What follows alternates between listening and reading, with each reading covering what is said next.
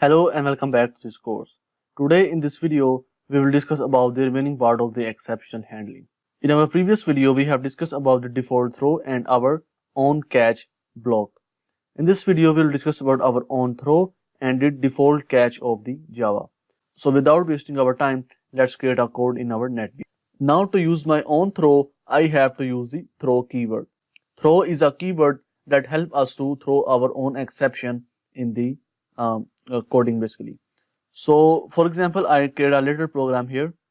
I type here int and I type here balance and I initialize it with the 10,000. Okay, and I type here int withdrawal amount like this, and I type here 9,000 for an example. Okay, so now if I want to use my own throw, basically, so I type here if the withdrawal amount is greater than the balance, then throw. Now I have to create the object of the exception class here. I type here new, and this time I'm going to get the arithmetic exception. I type here arithmetic exception, and in the constructor I type the error message. I type here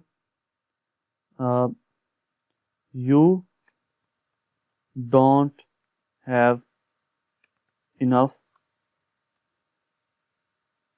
balance, like this. Okay, I change the spelling. Okay, so if the withdrawal amount is greater than balance, then throw this arithmetic exception that you don't have enough balance. You have to create object of the exception classes here. For example, if there are chances to occur the null pointer exception, you throw here a new null pointer exception, and the message you want to give to the user if that exception occur. It's totally depends upon you that which exception class do you want to use.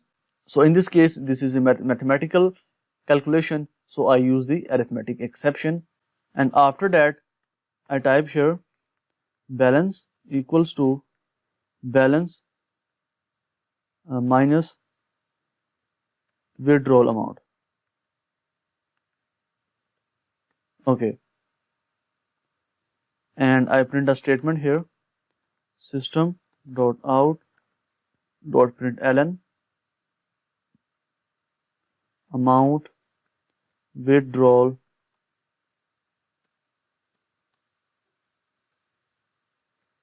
successfully. Okay,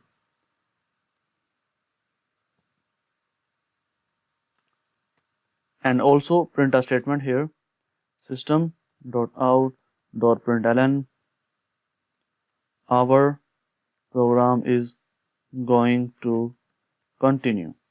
Okay, now if I run this program, you will see amount withdrawal successfully. Our program is going to continue. Okay, so now if I change the amount here, I type here 11,000 like this, and now if I run this program, you will see exception in the thread main java.lang.arithmetic exception, because we have throw the arithmetic exception and we get the exception you don't have enough balance. You see the message that you have passed in the constructor that you don't have enough balance, and the object we have thrown is the of the arithmetic exception, so we get the arithmetic exception here.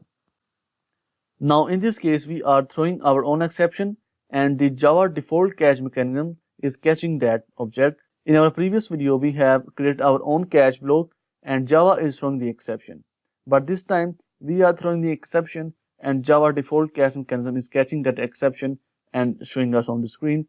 Now for default Java throws mechanism, this is not an exception. We have throw this exception explicitly, so that's why we get an exception on the screen that your withdrawal amount is greater than the balance. And you can see that when we get an exception, all the lines after this exception are not executed, because Java default catch mechanism is running, and we know that when Java default catch mechanism runs, whenever we get the exception, our program is just going to exit after that exception. So now we can also create our own catch mechanism, but we will discuss about our own throw and our own catch mechanism in our next video. So I hope that you understand this example, that how we can throw our own exception.